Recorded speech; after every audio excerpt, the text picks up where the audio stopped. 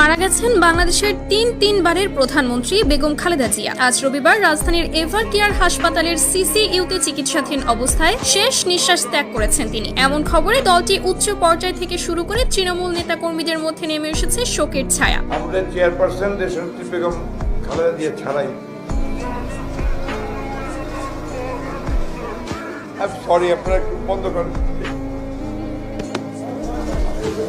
বিস্তারিত মূল ভিডিওতে। গত বৃহস্পতিবার থেকে তার শারীরিক অবস্থার অবনতি ঘটতে থাকলে তাকে দ্রুত এভার কেয়ার হাসপাতালে ভর্তি করা হয়। ব্যক্তিগত চিকিৎসক দলের পাশাপাশি দেশ বিদেশের স্বনামধন্য বিশেষজ্ঞ চিকিৎসকরাও তার অবস্থার উন্নতির জন্য চিকিৎসা সেবা দেন। তবে চিকিৎসার পরও তার শারীরিক অবস্থার কোনো উল্লেখযোগ্য অগ্রগতি দেখা যায়নি। পরবর্তীতে অবস্থার অবনতি হওয়ায় তাকে সিসিইউতে স্থানান্তর করা হয়। এরপর গত শুক্রবার গভীর রাতে তার অবস্থা আশঙ্কাজনক বলে জানান চিকিৎসকরা। এ খবর ছড়িয়ে পড়লে বিএনপির নেতা কর্মীরা হাসপাতালে ভিড় জমাতে শুরু করেন। অনেকেই আবেগ আপ্লুত হয়ে তাকে বাঁচাতে নিজেদের অঙ্গ দান করার কথাও প্রকাশ করেন। খালেদা জিয়ার পরিস্থিতি জানতে বিভিন্ন রাজনৈতিক দলের নেতারাও হাসপাতালে যান। অন্তর্বর্তীকালীন সরকারের প্রধান উপদেষ্টা ডক্টর মোহাম্মদ ইউনূস চিকিৎসা সেবায় যেন কোনো ধরনের ব্যাঘাত না ঘটে সে বিষয়ে সংশ্লিষ্টদের নির্দেশ দেন। চিকিৎসার অংশ হিসেবে তাকে বিদেশে নেওয়ার কথা বিবেচনা করা হলেও বর্তমান শারীরিক অবস্থার কারণে তা সম্ভব হয়নি বলে চিকিৎসক দল জানিয়েছে। এই অবস্থায় তিনি কোনো মতেই বিমানে করে জার্নি করতে পারবেন না। এই পরিস্থিতিতে খালেদা জিয়ার বড় ছেলে তারেক রহমান বলেন, এই মুহূর্তে আল্লাহর কাছে দোয়া করা ছাড়া আর কোনো পথ নেই। বেগম